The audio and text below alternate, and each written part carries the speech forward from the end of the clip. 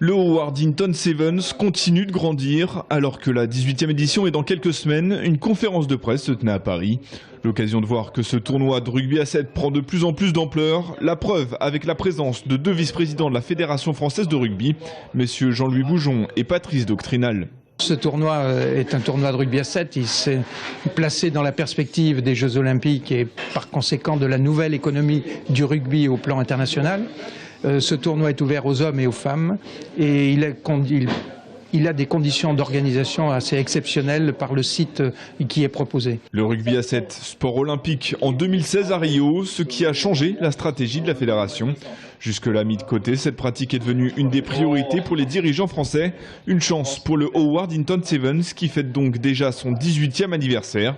Ce tournoi qui à la base n'était qu'un tournoi amical en l'honneur d'un joueur décédé est maintenant prisé par de nombreux clubs professionnels.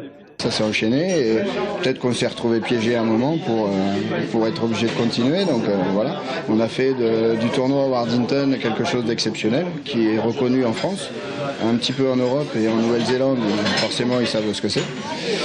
Donc voilà, maintenant on n'a plus qu'à malheureusement, on va dire entre guillemets, continuer. Mais c'est vraiment une super satisfaction de voir que le tournoi, on est arrivé là pour ce qu'on était au départ, quoi.